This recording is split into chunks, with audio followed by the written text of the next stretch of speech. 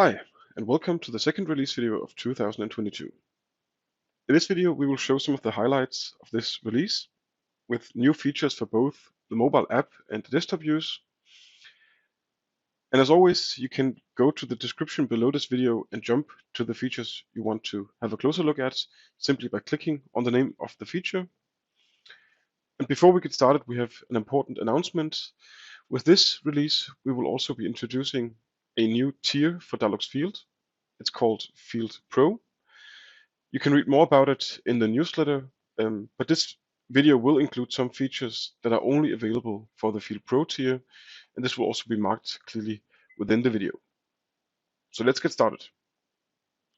With the latest update of the mobile app, you can now scan the QR codes in offline mode. So when you prepared your project for offline mode, so downloading the building, the drawings and the model for offline use, when you then go into offline mode, if you have no reception, you can still scan the QR codes. And in this case, I have a QR code for a 3D object group. So even though I'm in offline mode, I can still get the information where it's located and also the properties of this object. And when we go to the user groups under more, you can now not only add users to the custom groups, but also to the default groups in your project. So for example, the project administrator, you can open this group and add users directly from the mobile app to the standard groups on your project. As a new security measure, it is now possible to enable multi-factor authentication on your Box Pro or Field Pro project.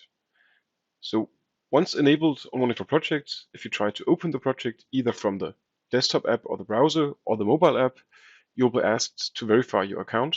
An email will be sent to you with a verification code. And once you've entered the code and verified yourself, you then get access to the project. And as said, the same goes also for the desktop app and the browser use. Also here, you will then be asked to enter the code to access your project. And to activate this feature, the project admin needs to go to the project, to the settings, and in the project setup, you can go to the security settings, and once you've verified yourself, enable the multi-factor authentication for this project.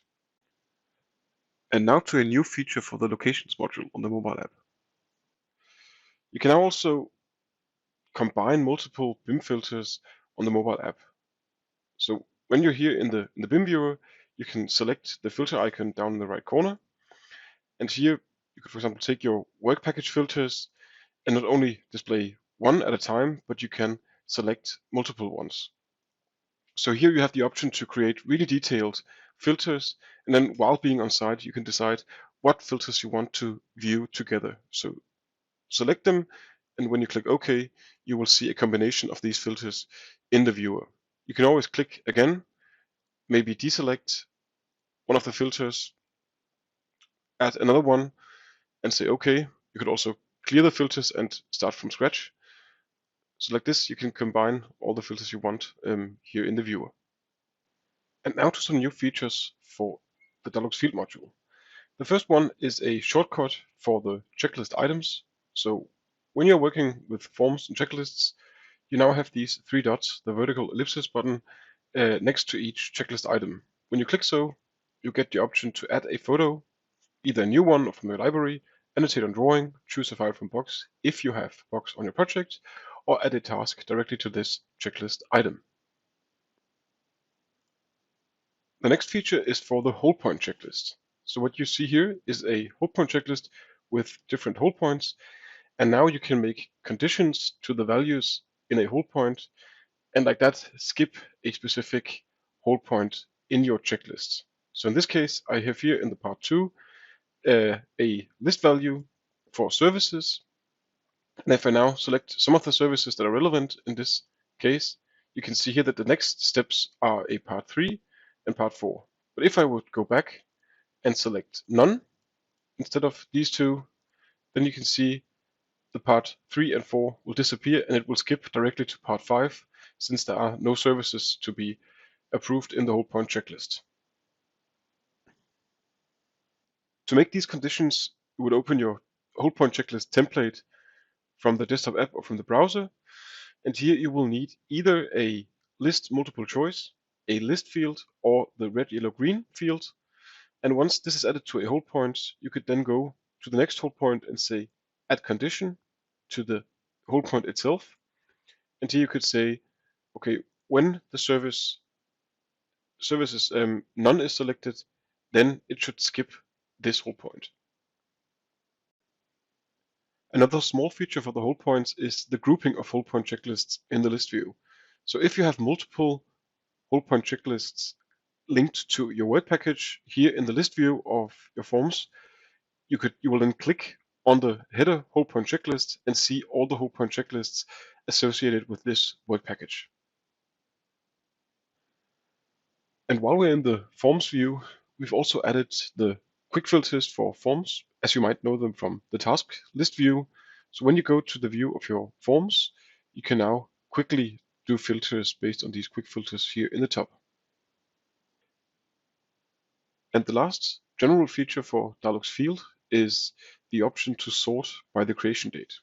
So if you go to the inbox or perhaps all tasks in a project, we usually sort by the last changes made for the tasks on your project.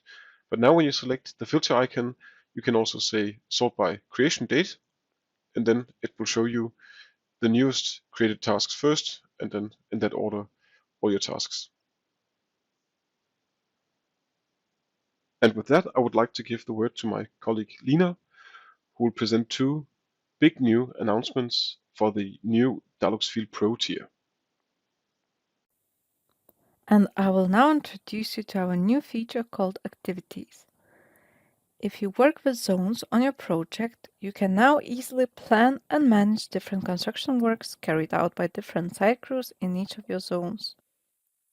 Under Activities inside Planning, you would be able to add exactly the same zones from your project and then plan different activities for different crews in a sequence for that zone.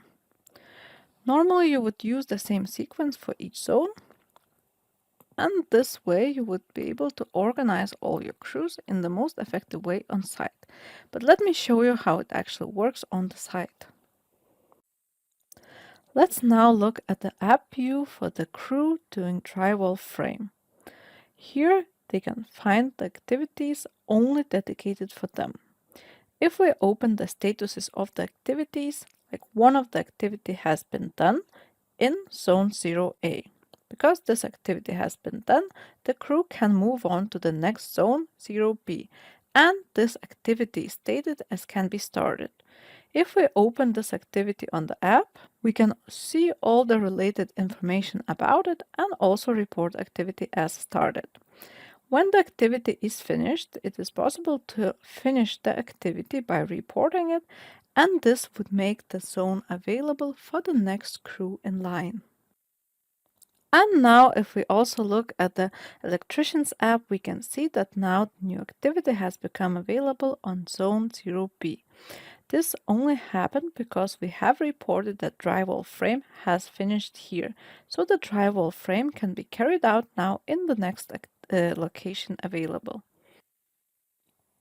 Electrician can in the same way view the activity and all the related data, start and finish it, but also what I didn't mention before, add a roadblock.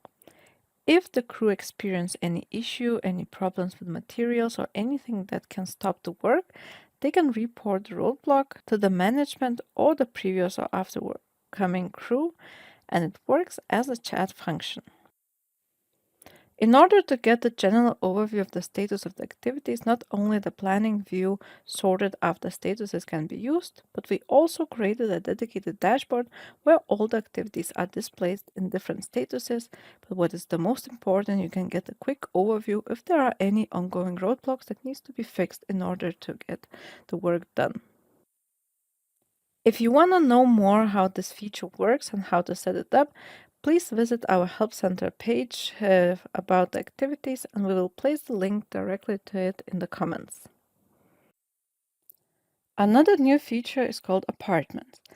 This feature allows better communication between the builder and different buyers of the apartments towards the end of the residential building construction. Each apartment can be created as a unit in the system with dedicated zones from the project. For each apartment, a QR code can be printed and placed in each apartment where the new owner can get access to the system by scanning it. This is the view of the system if we look at it as owner of the apartment 1A. Here, only the information that is relevant for this owner is displayed. Apartment owner can also gain access to the app where he can create new issues. Creating a new issue, you need to take a picture, add subject and the location in your apartment. When the issue is created and sent, it will be received by the apartment administrator, who can then forward the issue to the workers on site.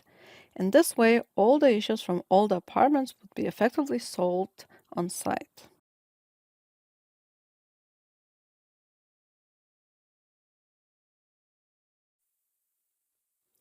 Furthermore, apartment administrator can organize meetings with different apartment owners in the calendar view.